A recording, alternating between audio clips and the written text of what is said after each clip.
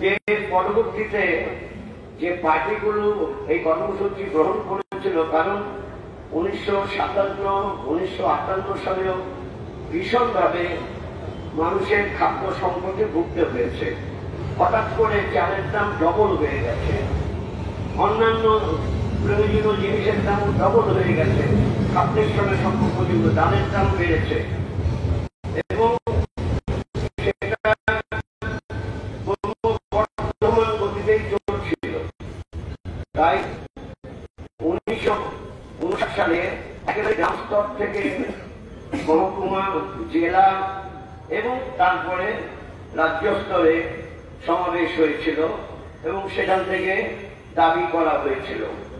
আমার নিজের এখনো মনে আছে যে দুবার বৃষ্টি হয়েছিল, ছড়িয়ে গেল এবং তারপর বৃষ্টি থামার পর আবার মিলিত হলো। আর সব থেকে বড় সমস্যা ছিল ট্রেনের যোগাযোগের সম্পর্ক। প্রথম ট্রেনের যোগাযোগের ব্যাপারে তখন তো হাত ফোন ছিল না, একটা জায়গায় ফোন করে জানিয়েছে ল্যান্ড ফোনে যে বনগা লোকাল এখনো ঢোকেনি, কারণ মাঝখানে বনগা লোকাল দাঁড়িয়ে গেছিল, টেকনিক্যাল ফল্ট হয়েছিল। এরকম কয়েকটা বড় বড় ট্রেন যেখানে এই আন্দোলনে মানুষ আসছেন তারা আসতে পারছেন না, ফলে দেরি করা হলো। এটাও মনে আছে, মিটিং শেষ করে বলা হলো আমাদের একটু অপেক্ষা করতে হবে, আবার আমরা মিটিং করবো। মিটিংটা তখন কমপ্লিট হয়নি। এটা হয়েছিল জমায়েতটা শহীদ মিনার ময়দানের সামনে এবং তারপর যখন ট্রেনে এসে গেছে বড় মিছিল একটা শিয়ালদা স্টেশন থেকে এখানে আসছে, আবার বৃষ্টি, তা আবার বন্ধ হলো। তারপর বৃষ্টি থেমে গেল, মানে ওই খন্ড খন্ড মেঘ যাচ্ছে আর বৃষ্টি বৃষ্টি হয়ে যাচ্ছে এরকম। তারপর ঠিক হয়েছিল যে 3টের পরে মিছিলটা বেরোবে। মিছিলটা বেরোতে প্রায় 4:45 হয়। মিছিল যাচ্ছে, মানে তখন সব সমাবেশী মিছিলগুলো সব যেত এই আপনার এক্সপ্লানেড ইস্ট, সেখান থেকে মিছিলগুলো যেত, ঘুরে এসে এক্সপ্লানেড ইস্ট দিয়ে ঢুকত। তাই হয়েছিল এবং কারণ এক্সপ্লানেড ইস্টটাই ছিল সমাবেশের জায়গা। তারপর গ্রেট ইস্টার্ন হোটেলের সামনে যখন যায় তখন বন্ধ করে দেয়, তখন পুলিশ ব্যারিকেড করে রেখেছিল। আর এখনকার মতো ওই লোহা লক্কর দিয়ে তৈরি করা ব্যারিকেড না, পুলিশের হিউম্যান ব্যারিকেড, তারা আটকে দেয় এবং তারপর কিছুই বলে না। দেখা যাচ্ছে অনেক বাস আছে সেখানে দাঁড়িয়ে বক্তব্য রাখছে, সবাই বক্তব্য মানে স্লোগান সাউন্ড হচ্ছে, বলছেন। তারপর সন্ধে নামার পর, অর্থাৎ সন্ধে পর্যন্ত অপেক্ষা করছিল, সন্ধে নামার পর তখন গ্রেপ্তার শুরু করে, নেতৃত্বকে গ্রেপ্তার করে লাঠিচার্জ। এবং এটা পরিষ্কার জানা ভালো, একজনও গুলিতে মারা যায়নি, একটা গুলিও চলেনি। সেদিন সব মারা গেছে, 80 জন মারা গেছে, এই 80 জন লাঠি আঘাতে মারা গেছে, মাথা ফাটিয়ে দেওয়া হয়েছে, গোপনাচ্ছে।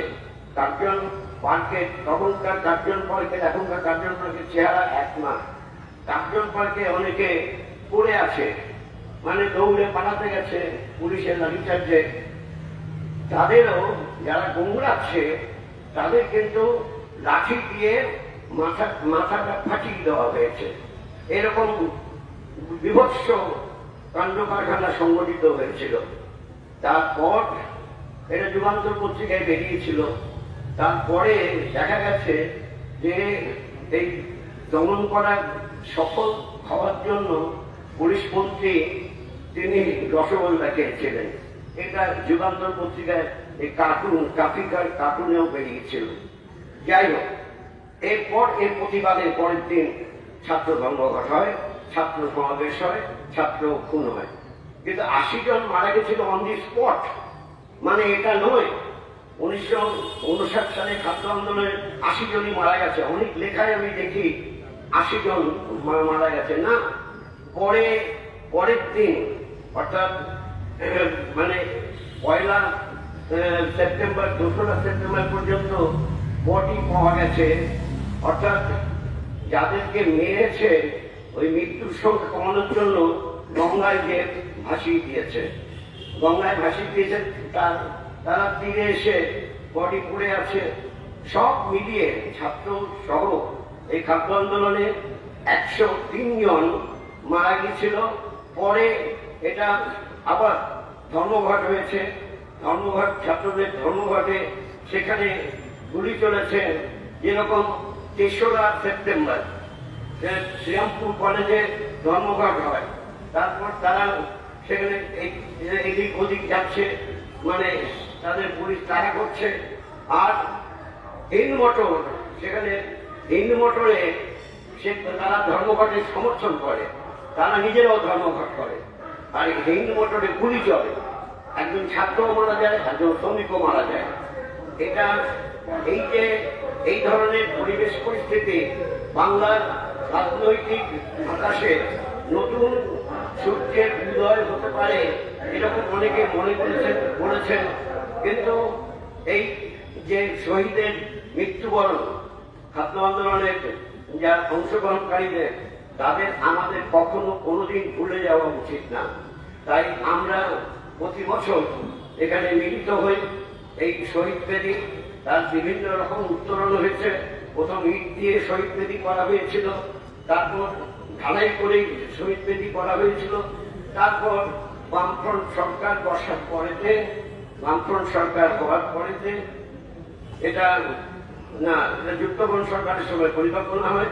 বামফ্রন্ট সরকার হওয়ার পর এই শহীদ বেদি হয়, যে শহীদ বেদিতে আমরা শহীদদের স্মৃতিতে শ্রদ্ধা জানাতে মিলিত হই। আজকেও আমরা মিলিত হয়েছি। আপনাদের সবাইকে অভিনন্দন জানাই, ধন্যবাদ জানাই। এবং আমার মনে হয় এখন আমাদের এই শহীদ বেদিতে শ্রদ্ধা